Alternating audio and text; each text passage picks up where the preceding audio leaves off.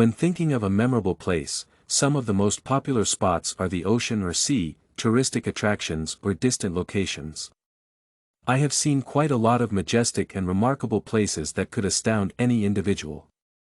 However, Albert Einstein quite rightfully claimed that the only thing you absolutely have to know is the location of the library.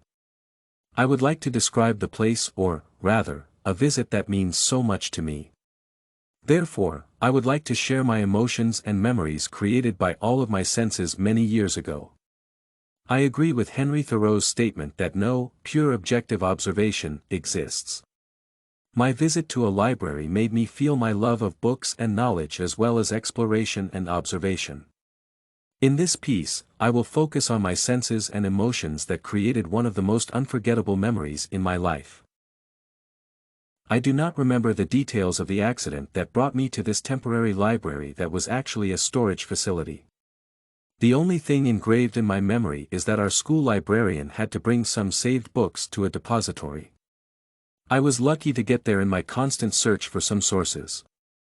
It was quite a small room for that number of print treasures. If it had been filled with some food or clothes, it would have seemed suffocating to me.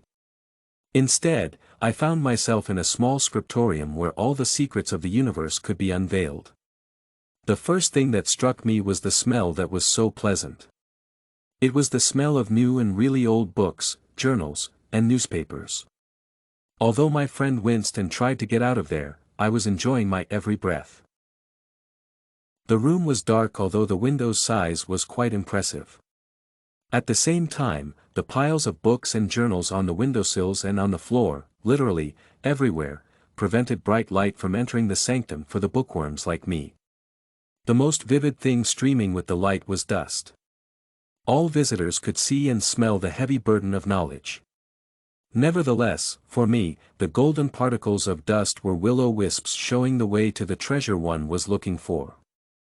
Glimmering and uneven light in the aisles was wonderful and inviting. I was completely seduced by the dazzling colors of encyclopedias covers and decent looks of novels. Our school librarian knew me very well as I was a frequent visitor to her kingdom. When she saw the sparkles in my eyes, she simply could do nothing but invite me to take whatever I needed. This invitation was the most valued prize in my life, or I felt that way then. I started my aimless search by touching covers delicately. I was getting more and more excited as I looked through some of the books.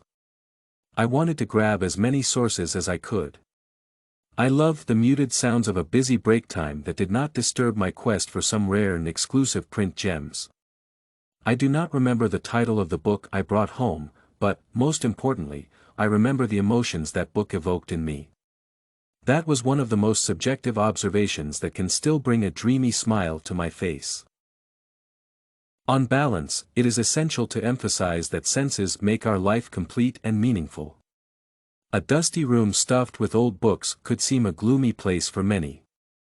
However, even the memories concerning the spot and the described visit make me feel good as I recollect my school years and my gentle attitude towards libraries. I will always remember the smell, color, sound, and touch, as well as endless joy of the storage facility that existed for quite a short period of time. This and many other essays are available at studycorgi.com.